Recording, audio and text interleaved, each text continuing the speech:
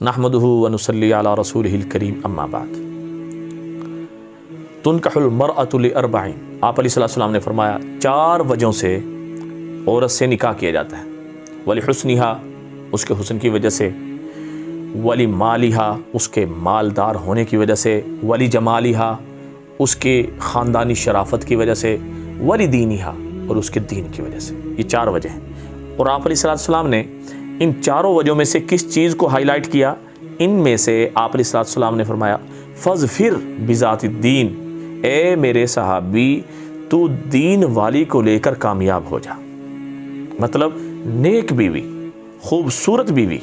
اور دوسری جگہ آتا ہے آپ علیہ السلام نے فرمایا خیر متاع الدنیا المرأۃ الصالحہ، کہ دنیا کے سونے، دنیا کا سامان کیا ہے؟ دنیا کا سونا، چاندی، ہیرے، جواہرات، یہ ساری کی ساری چیزیں دنیا کا سامان ہے۔ زمین، جائیداد، مکان اور اس کے علاوہ بینک بیلنس، سب کچھ یہ دنیا کا سامان ہے۔ آپ علیہ السلام نے فرما رہے ہیں ان سارے سامانوں میں سے میں بتاؤں سب سے بہترین کیا ہے؟ آپ علیہ السلام فرما رہے ہیں کہ المرأۃ الصالحہ، نیک بیوی، نیک عورت، نیک بیگم کا ملنا یہ انسان کے لیے سب سے قیمتی چیز ہے، سب سے قیمتی چیز۔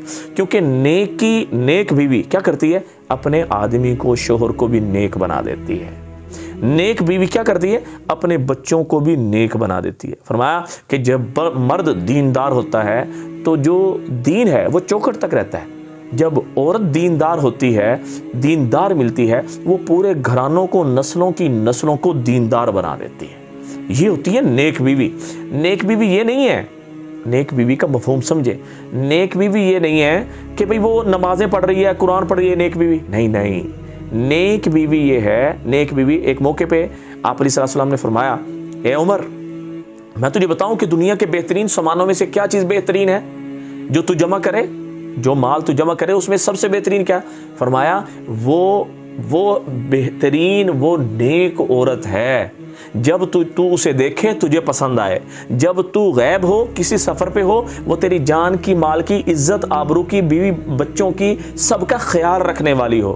یعنی گویا کہ یوں کہنا غلط نہیں ہوگا کہ نیک بیوی وہ ہوتی ہے کہ جسے آپ دیکھیں تو آپ کو دیکھتے ہی آپ کا دل کے اندر ٹھنڈک پڑ جائے، آپ کی آنکھیں جو ہے اسے دیکھتی رہ جائیں، اسے کہتے ہیں نیک بیوی۔